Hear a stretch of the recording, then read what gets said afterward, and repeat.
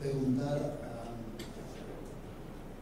ao CB, Organização das Cooperativas do Brasil, o Olívio Malato, sobre a agricultura familiar, os pequenos produtores, não?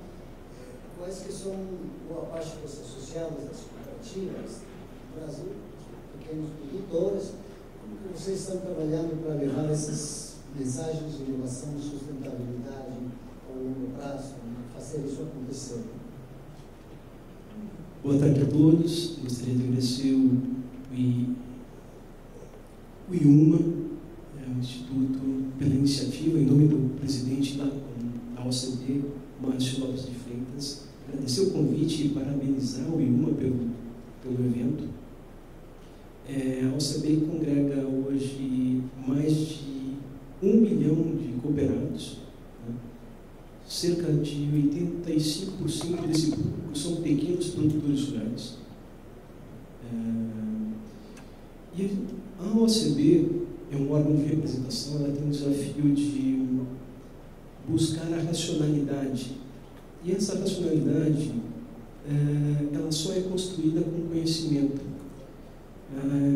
Onde é essa racionalidade? Racionalidade nas nossas políticas públicas, racionalidade na divulgação da agricultura para o nosso público em geral, ou seja, fazer com que aquela pessoa que está no urbano, que está lá no seu apartamento, entenda um pouco que a agricultura convencional brasileira, ela é sustentável. Muito, possivelmente, e muito se deve ao trabalho e ao conhecimento que foi gerado em institutos, gerado na Embrapa principalmente. Então, esse é o desafio do cooperativismo, passar a imagem tanto para o Congresso brasileiro, na edição de leis, que sejam racionais, que levem em consideração o conhecimento realmente, e não mais o empirismo, o misticismo, aquela ideologia barata. Nosso desafio é assim, é construir um conhecimento. Isso serve para a representação que nós fazemos no Congresso, apoiando a construção de políticas públicas, de edição de leis que busquem a sustentabilidade. Também para que esse conhecimento passe para os nossos cooperados, que eles passem a se organizarem cada vez mais, a respeitarem as legislações, que eles fazem isso. Nossa agricultura convencional, estou falando da agricultura convencional, ela é extremamente sustentável. Existem exceções, mas isso são exceções, são crimes. Mas, majoritariamente, a agricultura convencional brasileira, ela é sustentável. Então, é isso que a gente passa para os nossos cooperados e tenta passar para o público em geral. A necessidade de você conhecer o tema realmente com profundidade. Porque só a partir do momento que você tem o conhecimento, você pode inovar. E só a partir do pleno conhecimento você pode ser sustentável. Então, fica um desafio entre tantos. Né? A gente tem deficiência de infraestrutura e logística, a gente tem uma opinião pública conturbada, diferente sobre o que é agricultura ou o que é a agropecuária brasileira. Né? Então, fica um desafio para todos nós. Eu fico muito feliz quando eu ouço o ministro interino falar das ações que o Ministério está fazendo nesse sentido, né? Em dar publicidade, em dar transparência, mostrar o que é a agricultura brasileira. Fico feliz quando os colegas apresentam programas que mostram essa sustentabilidade, muito pautados. Eu lembro de um programa da Embrapa, da década de 90 ainda, que se chamava Produção Integrada de Frutas. Um programa fantástico, onde você usava o manejo integrado de pragas, fazia o controle de pragas e patógenos, você usava o agrotóxico ou defensivo, como queiram falar, na maneira exata, na quantidade correta para fazer o controle. Isso é sustentabilidade. Sustentabilidade que tem como base o nosso novo Código Florestal brasileiro, ou seja, foi feita uma reflexão reconhecendo o que existe de ocupação no território nacional e como era, com premissas de áreas consolidadas, valorizando a floresta em pé e valorizando as áreas produtivas. Porque na natureza a gente não pode fazer uma ruptura, não faz sentido nenhum eu desmatar um local que eu tenho um ativo florestal, onde eu posso desmatar, e pegar toda essa energia e plantar florestas em outro local. O novo Código Florestal está em pauta semana que vem no Supremo, mas ele expressa o conhecimento e a inovação com seus instrumentos, cadastro ambiental rural. Então é isso que a gente passa para os nossos cooperados, é tentar, nós temos no país uma legislação ambientalmente muito boa. Precisam aprimoramentos. O nosso desafio é cumpri-la. Os processos ainda são um tanto burocráticos, mas está aqui, é o nosso papel como entidade de representação, tentar agilizar esses processos. Eu fico feliz novamente quando o ministro interino fala que o desafio é desburocratizar. É isso, desburocratizar processos sem perder a robustez, gerando assim benefícios ambientais, benefícios socioeconômicos. Muito obrigado, Rodrigo. Eu acho que uma das coisas fundamentais que você colocou, que acho que todos de alguma maneira, o que estamos falando não é só inovação e sustentabilidade, estamos falando de inovação para a sustentabilidade, não? Que não é bem a mesma coisa. Não?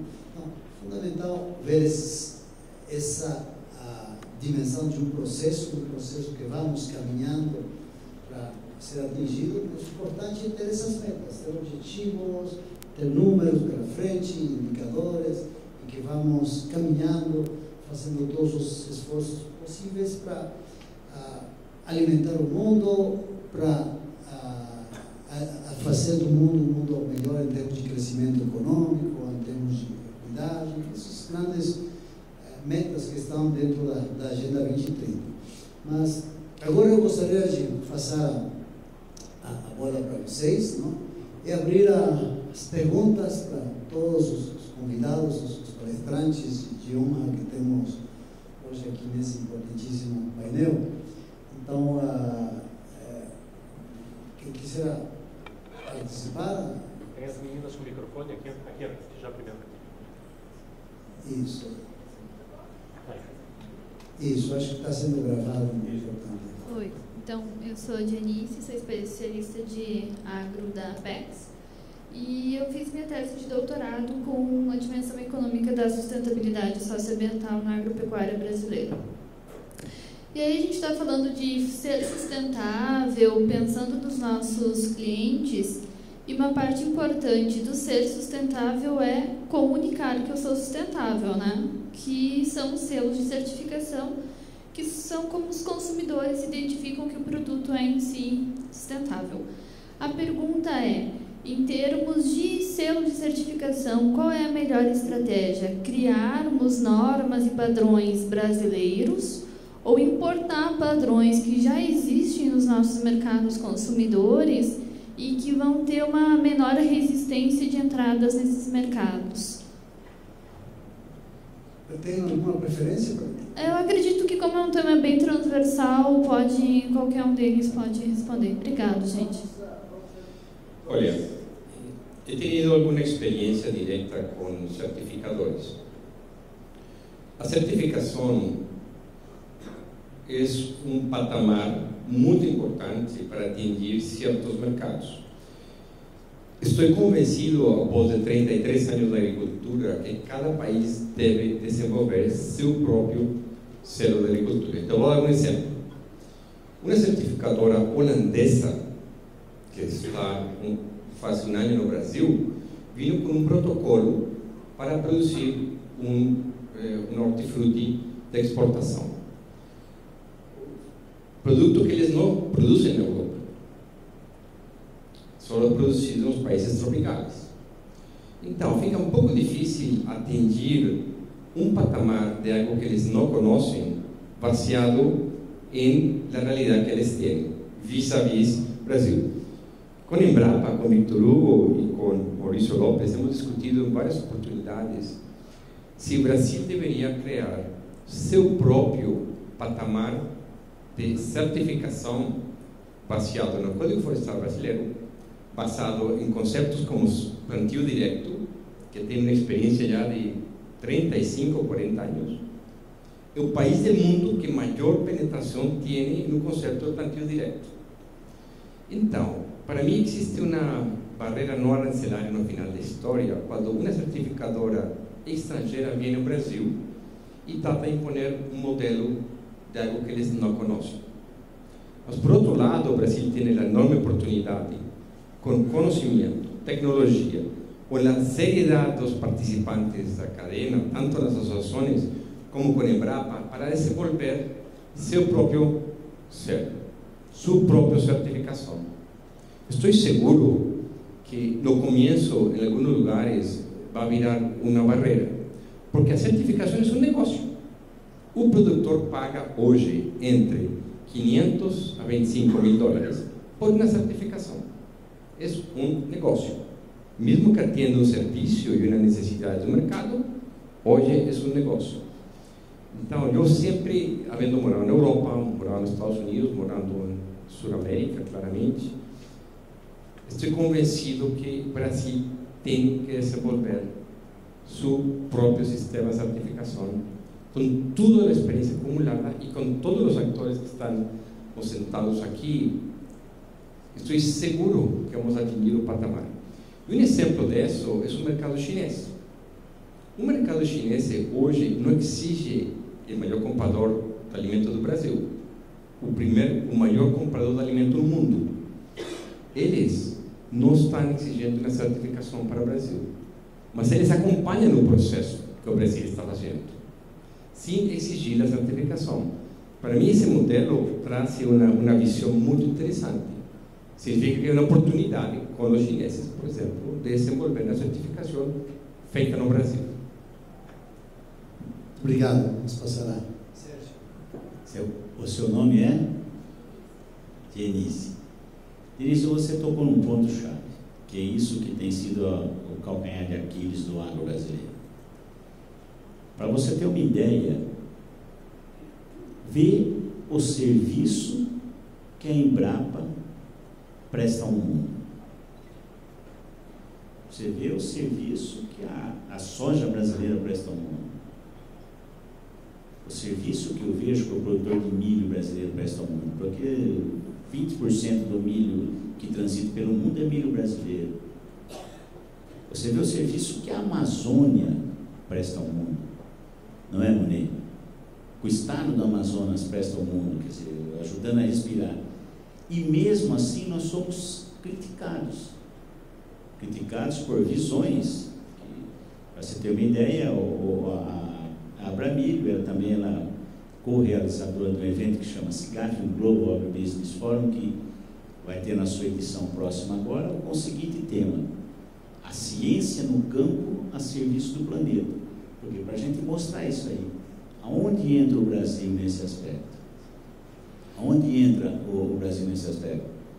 Mostrar para o mundo que nós somos isso, que nós temos excedentes exportáveis em tudo que produzimos, que somos o primeiro em soja, em carne, em frango. O frango, a proteína brasileira, que é o serviço que presta ao mundo, e recentemente nós fomos, de certa forma, hostilizados pela imprensa internacional lá no Ciaves, no momento em que começaram a se cobrar coisas de assunto vencido já, que era o carne fraca.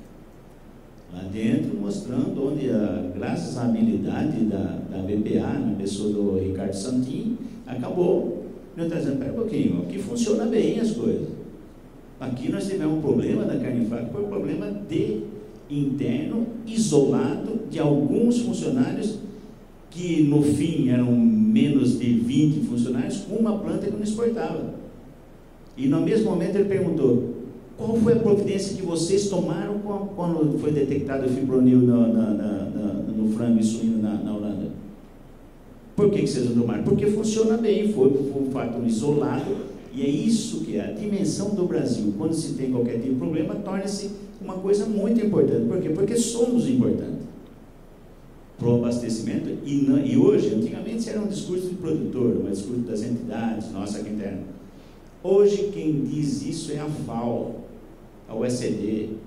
Eu estava comentando com o Alain, se você pegar aquele relatório que foi feito, quer dizer, como a FAO vê o Brasil para o futuro.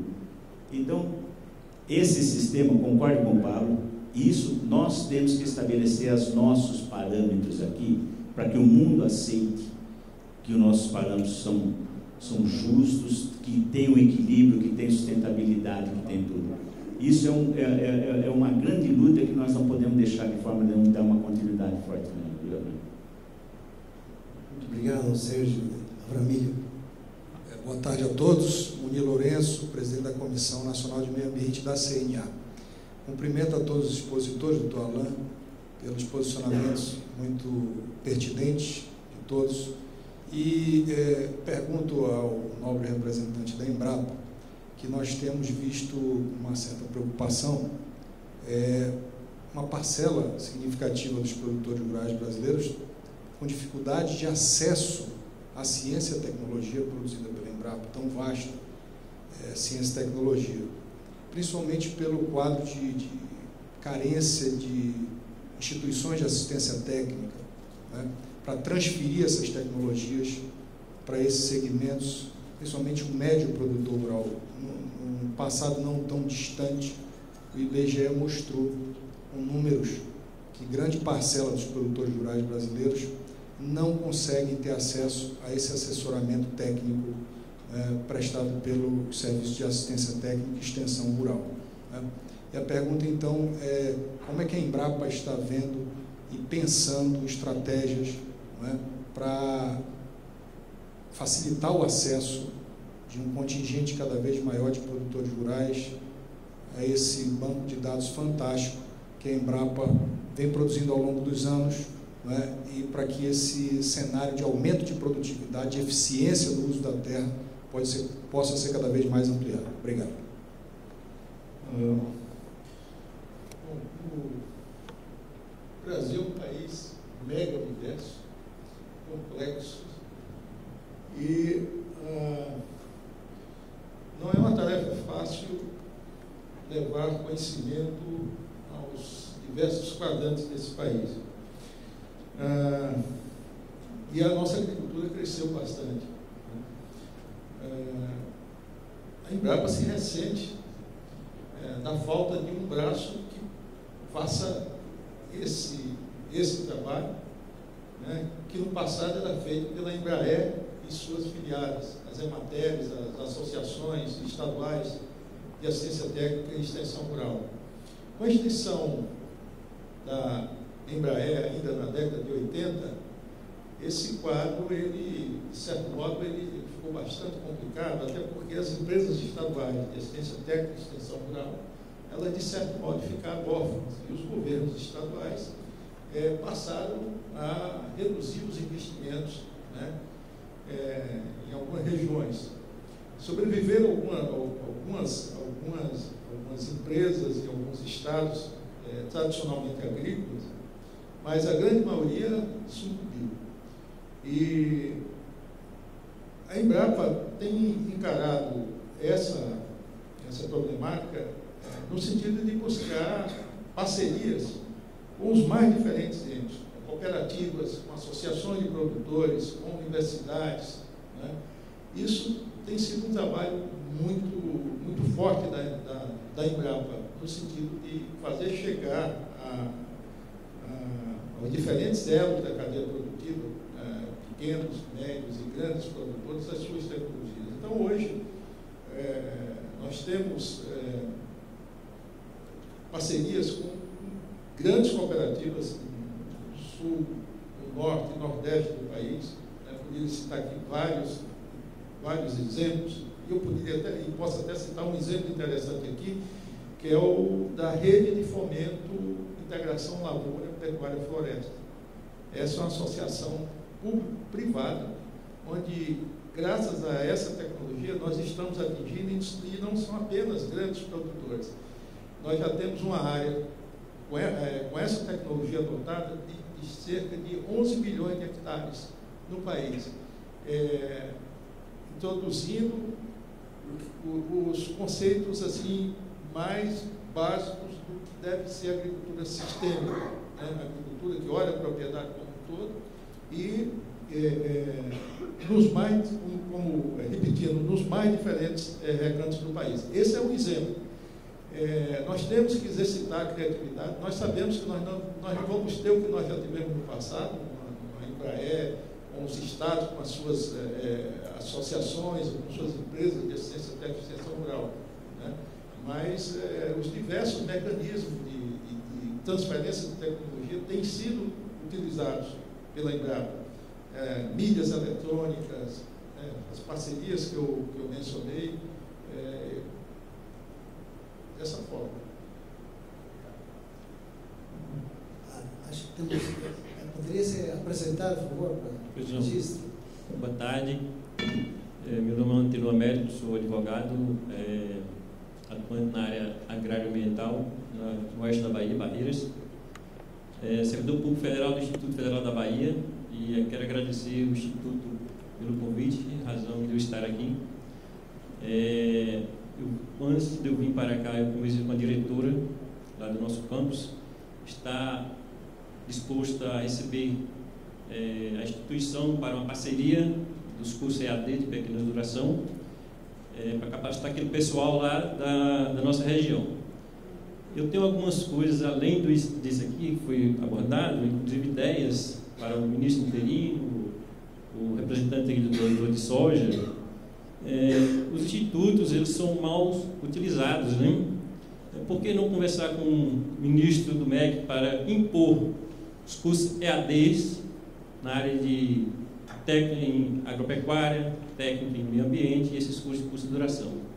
Eu estava aqui imaginando, quando o representante da produção de soja falava em 160 sacas de hectares, né, 140, se hoje já existe esse problema de logística para transportar a soja que produz, imagine 140, acho que 50% perde e fica na lavoura, né?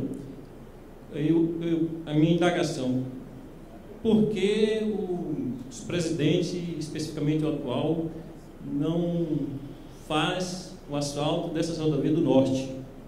Por que não utilizava a mão de obra farta que o Brasil tem, que é o Exército Brasileiro de Engenharia?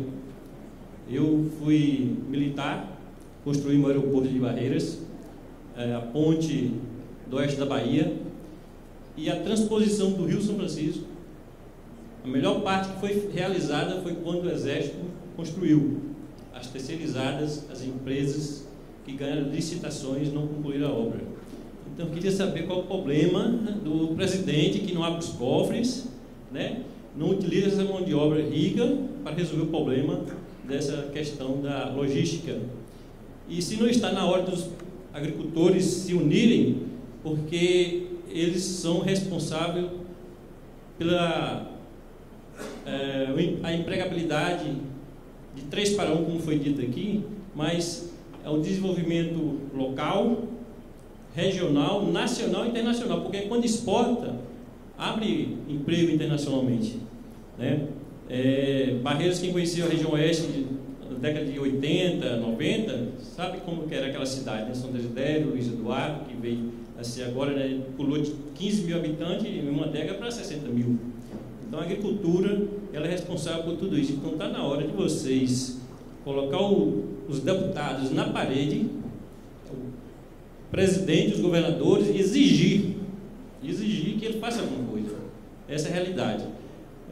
O representante aqui das cooperativas, falando sobre essa questão do desenvolvimento, mas eu penso que o Ministério da Agricultura pode fazer mais também. Eu tenho tentado desde janeiro uma audiência com o representante do INCRA lá da Bahia e não consegui para resolver o problema das certificações da titularidade dos poceiros da nossa região. Eu sou muito pesquisador e antes de tentar marcar essa reunião com eles, eu vi que Brasília, a meta aqui era quem está na posse entregar os títulos. tanto de Brasília como em torno aqui de Minas. E por que nas demais regiões não fazem isso também? Então, eu acho que você está na hora de começar a se reunir, exigir dos nossos representantes, né, e fazer com que haja uma produção de qualidade, sustentabilidade. E eu vou também ao encontro do que foi dito aqui sobre essa questão do bioma. Eu, como atuo na área ambiental, eu entendo muito errado essa questão de eu ter que recuperar em outra área. Não, a área degradada foi ali, então tem que recuperar aquela área. Então, essa parte da legislação ela precisa ser mudada. Muito obrigado. Obrigado a você pela pergunta. Teremos mais 3 perguntas, tá? Então, vamos lá, depois, professor. Bom, boa tarde a todos. Meu nome é Marcos Peixoto, eu sou consultor legislativo do Senado Federal, na área de Economia e Agricultura. Desde 2014, as comissões permanentes do Senado são obrigadas a eleger no mês de março uma política pública para ser avaliada. A Comissão de Agricultura, em 2015, avaliou 2 políticas, a de defesa agropecuária e a de ATE, Assistência Técnica e Extensão Rural. Sobre esse tema, inclusive, eu gostaria apenas de solicitar uma retificação apenas. A empresa que foi extinta foi a Embrater e não a Embraer. A Embraer, felizmente, continua muito bem das pernas, né, como empresa privada, mas, enfim, a Embrater foi recentemente, houve uma criação da Agência Nacional de Assistência Técnica e Extensão Rural, em 2014, com autorização legislativa em 2013, foi criada por decreto. Havia uma grande expectativa de que a Anater pudesse, enfim, suprir aquele papel de coordenação nacional que a Embrater exerceu no passado, mas por conta da crise econômica e a escassez de recursos orçamentários, o fato é que as empresas estaduais, as entidades estaduais de assistência técnica e extensão rural aqui representadas por um dos apoiadores do evento, a Embraer, né, elas continuaram sem os recursos, o aporte de recursos do governo federal, pelo menos na medida em que sempre historicamente foi demandado. Só gostaria de assinalar que, do ponto de vista do desafio para a comunicação dos conhecimentos gerados pela pesquisa para os produtores, esse não é um desafio apenas, obviamente, do sistema público, do sistema oficial de ATE. Já nos últimos, pelo menos, 20 ou 30 anos, você tem um processo crescente de participação do setor privado e de diversos outros agentes, né, de comunicação de informação que atuam no setor público. Então, obviamente, a ATE pública oficial ela tem um papel fundamental, sobretudo o de propiciar essa assistência técnica, esses serviços de extensão, sobretudo por um contingente significativo de agricultores familiares que não são desassistidos, mas ela enfrenta um desafio fundamental que é de financiamento das suas atividades, o teto de gastos imposto aí aos gastos do governo federal no horizonte aí dos próximos 19, quase 20 anos. Vai ser um fator limitante da contribuição do governo federal nesse aspecto, então nós temos que pensar em políticas de financiamento desses serviços, sejam eles prestados pelo setor público ou pelo setor privado, e nesse sentido eu gostaria de chamar a atenção para projetos de lei que estão em tramitação no Senado, inclusive desde 2015, foi apresentado no final de 2015, o 790, do senador Donizete Nogueira, que modifica justamente a legislação de crédito e a lei agrícola para tornar incisiva a obrigatoriedade da previsão de alocação de recursos nas linhas de crédito rural, no orçamento para as linhas de crédito rural, para a contratação no mercado por produtores rurais, diretamente pelos produtores rurais, de assistência técnica financiada. Isso quebra um pouco o paradigma da lei agrícola, que prevê que todos os pequenos produtores tenham assistência gratuita. Obviamente, isso seria um direito que seria ótimo se todos pudessem ter assistência gratuita, mas a verdade é que a história tem mostrado que isso impede a universalização do acesso à assistência técnica. Esse projeto de lei também prevê a obrigatoriedade da alocação de recursos do orçamento proporcionalmente à previsão de recursos para ser aplicada no plano safra e no plano agrícola e pecuário para o financiamento das chamadas públicas feitas pela Anater.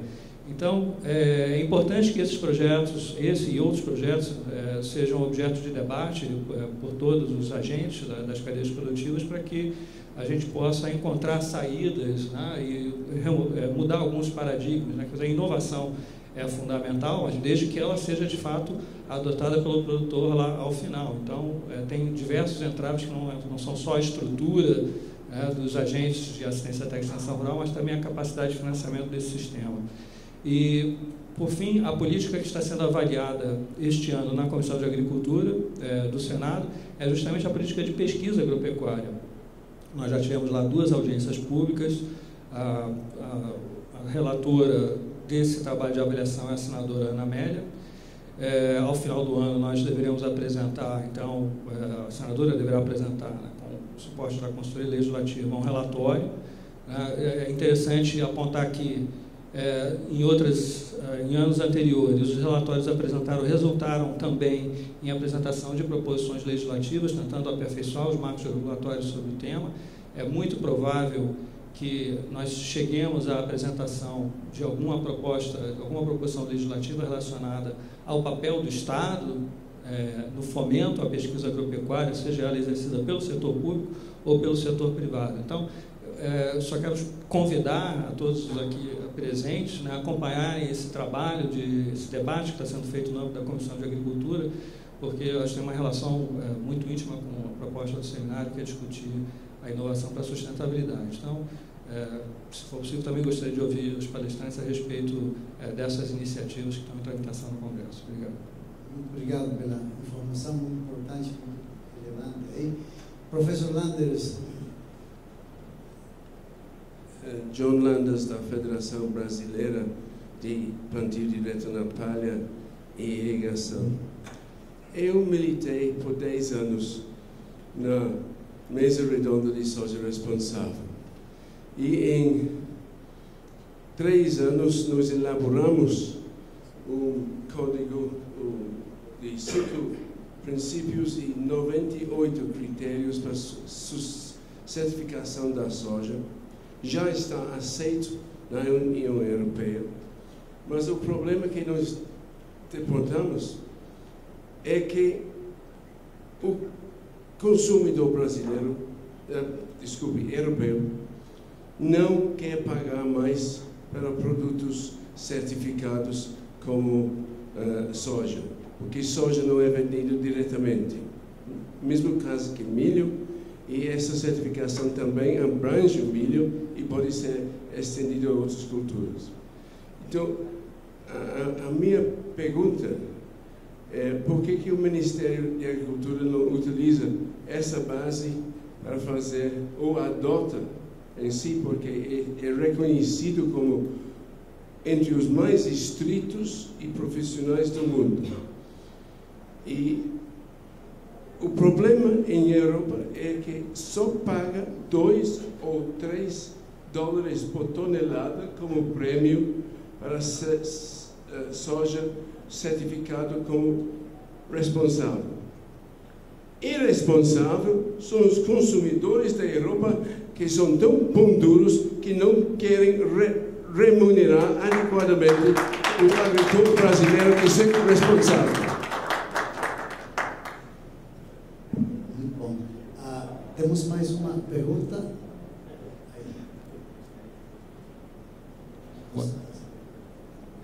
Boa tarde. Eu sou Alexandre, eu estou aqui representando o SINDAG, que é Sindicato das Empresas de Aviação Agrícola do Brasil. Na verdade, eu não tenho uma pergunta para fazer, mas eu tenho uma contribuição, talvez, a dar a esse evento, que é citar a aviação agrícola como uma atividade que vem de encontro a tudo isso que se falou hoje aqui.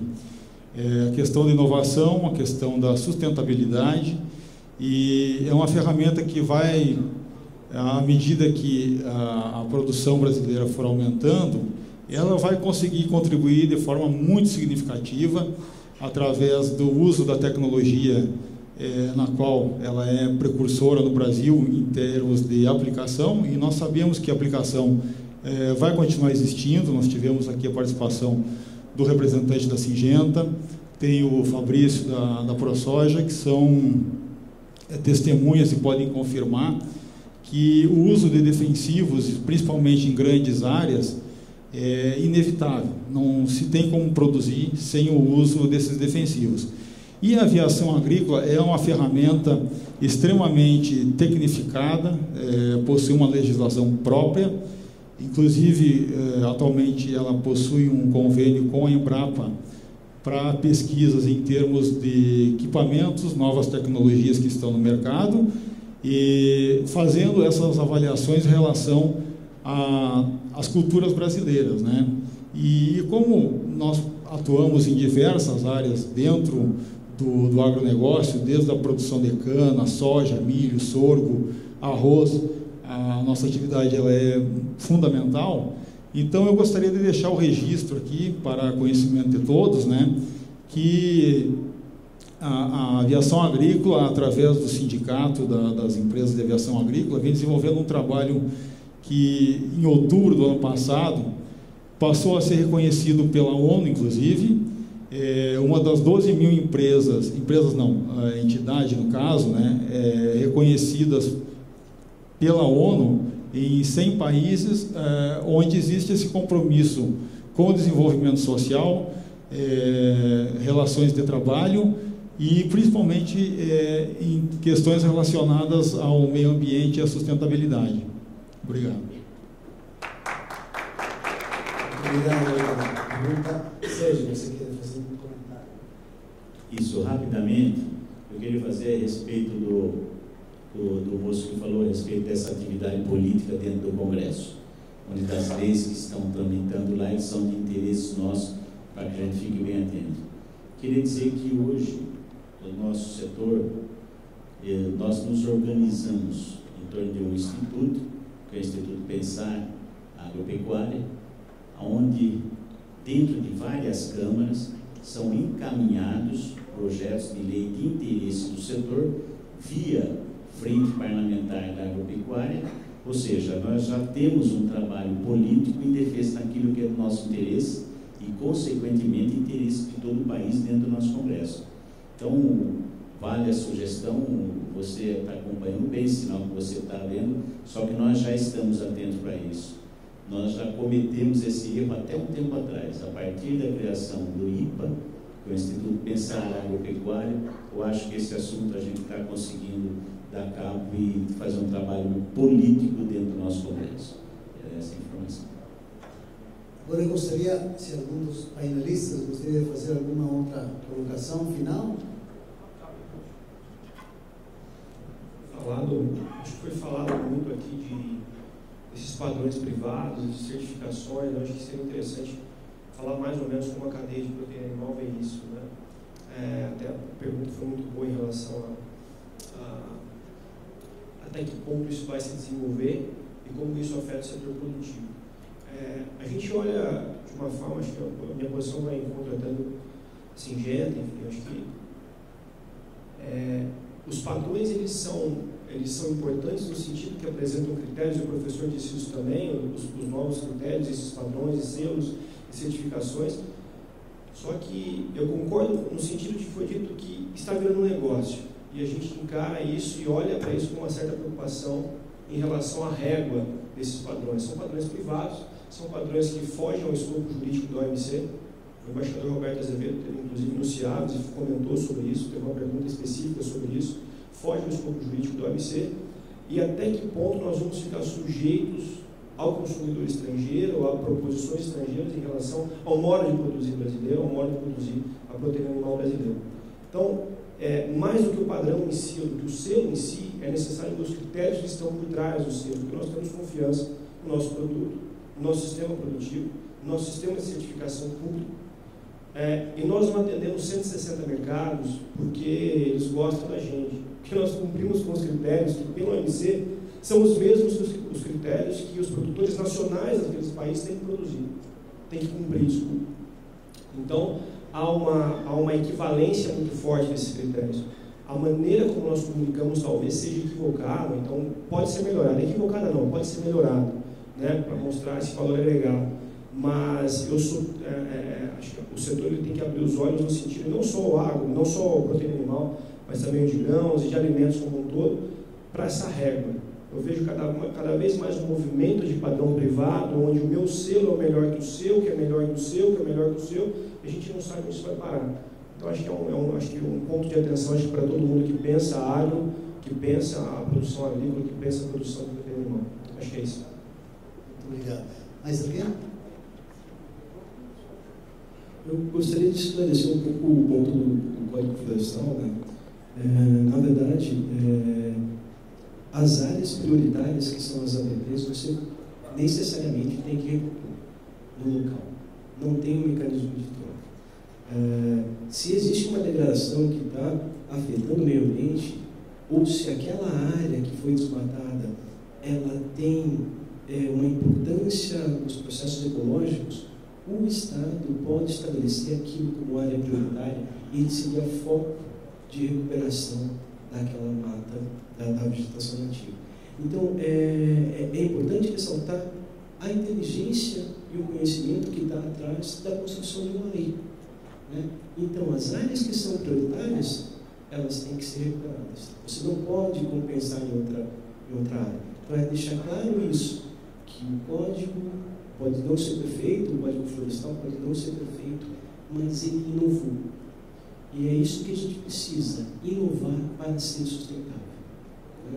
Então, ressaltando só isso, resgatando isso daí do Código Florestal, e nós estamos na fila pedindo para o governo, conversando. A FRENCOP, que é a Frente Parlamentar do Cooperativismo, trabalha muito alinhada e tem vários integrantes com a Frente Parlamentar da Agropecuária, a OCB, como todas as entidades aqui, participam do IPA, um trabalho fantástico, realmente fantástico.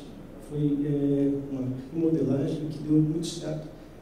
Então a gente está antenado, está tentando construir os caminhos, construir o conhecimento, para tornar cada vez mais a agricultura brasileira sustentável em todo o tempo.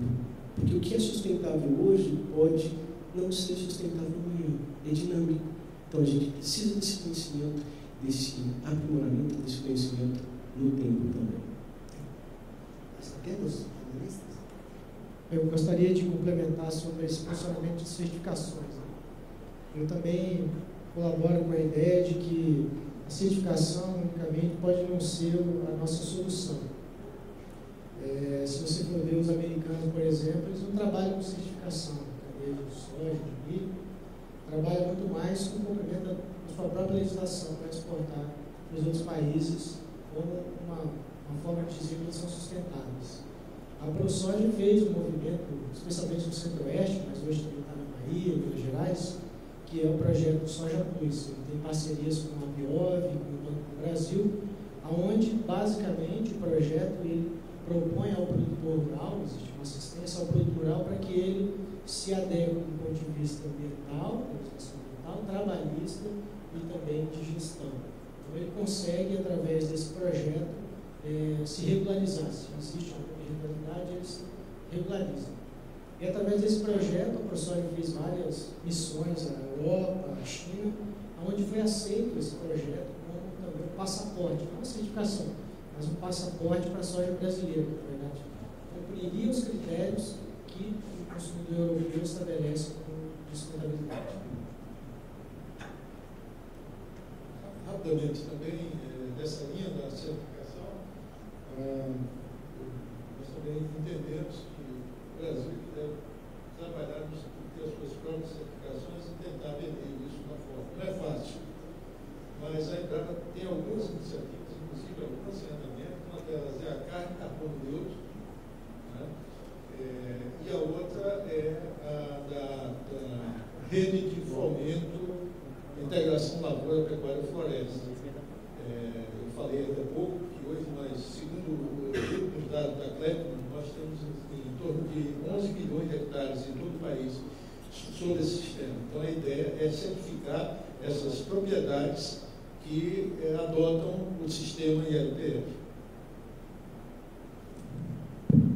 Só para finalizar aqui, essa questão da certificação, os principais mercados brasileiros dos nossos produtos, nós pegamos a soja, milho, eles querem qualidade e preço. O que nós precisamos é reforçar as nossas estruturas dos ministérios que fazem a fiscalização, mesmo que de forma esporádica e não a todos os imóveis e a todos os produtores, de que haja uma melhor qualidade no que se refere à questão da verificação dos produtos que são exportados, porque assim nós evitamos um custo de transação elevado para o produtor rural, que nada recebe pela certificação. Até alguns anos atrás, com o professor John, nós publicamos um pequeno trabalho sobre benchmark. Acho que o produtor brasileiro precisa trabalhar em cima de critérios de benchmark, ou seja, uma melhoria contínua do seu sistema, parecido inclusive com aquilo que o Fabrício falou, né, que a ProSoja desenvolve um programa de soja plus. Agora, tornar obrigatório é negócio. Eu estou colocando um custo de transação em cima de um produtor que já paga o imposto mais alto do mundo, o frete mais alto do mundo, quer dizer, e daqui a pouco chega lá num país e diz assim, não, o selo que a gente quer é esse outro aqui. Então, eu acho que nós temos que ter transparência da forma como produzimos, produzir com qualidade e termos um poder público, o Ministério da Agricultura, estruturado o suficiente para quando questionado sobre eventual problema de produto, ele tem uma condição de fazer inclusive uma rastreabilidade mínima da região onde aquele produto tenha sido produzido. Obrigado, Rodrigo. Não vou fazer uma síntese de todo o dito, é muito, mas só algumas coisas relevantes. Eu acho que uma questão central é a percepção que se tem fora do Brasil sobre a sustentabilidade da agricultura brasileira, não? E aí eu acho que o Brasil tem que fazer um grande trabalho para promover e apresentar melhor as coisas que estão se fazendo, que são muitas, 11 milhões de hectares de integração da agropecuária, plantio direto, a questão do nitrogênio, tem tanta coisa que o Brasil está fazendo, mas eu acho que ainda falta esse marketing para mostrar que a agricultura brasileira tem muitas características sustentáveis, que também tem um plano para chegar lá, o plano ABC, tem muitas iniciativas para isso. Então eu acho que aí temos uma área a trabalhar. Eu acho que foram destacadas as fortalezas, as boas práticas que temos, também os desafios que ainda temos pela frente, são evidentes, não? Mas eu acho que estamos no caminho correto, acho que estamos indo na direção correta. O Brasil vai atingir uma agricultura sustentável, acho que vai cumprir a meta número 2 do objetivo, a meta 3 do objetivo 2 de desenvolvimento sustentável. Temos que trabalhar muito mais nessa direção. Ficou muito claro a necessidade de fortalecer os sistemas de certificação, não? Temos que ter selos, trabalhar muito mais nisso, selos que sejam confiáveis, reconhecidos, não? Então é importante a participação internacional nisso aí, inserção, e também continuar com os processos de inovação, não? Que são centrais. Essas tecnologias muitas vezes estão aí, mas precisam se massificar. Então a questão da massificação de boas práticas nesses produtores médios, às vezes, e muitos da agricultura familiar, é também parte do grande desafio. Mas com certeza eu acho que esse evento de hoje tem sido um grande evento para esclarecer essas situações, onde que estamos, as projeções que temos, os desafios pela frente. Então eu gostaria de parabenizar o IUMO pela iniciativa, uma grande iniciativa, não? E agradecer cada um dos palestrantes, não? O Vitor Hugo de Oliveira, o José Pimenta Júnior, o Marco Olívio Morato, o Pablo, que teve que pegar um voo, Pablo Casabianca teve que pegar um voo e saiu rapidamente, não? Agradecer ao Sérgio, muito obrigado, Sérgio, a Rodrigo também, não? Agradecer a todos vocês, o Fabrício, não? Soja, agradecer a todos você pela presença e pela atenção. Eu acho que temos aprendido muito hoje. E também fica muito claro que ainda temos que fazer maiores esforços para chegar lá. Muito obrigado.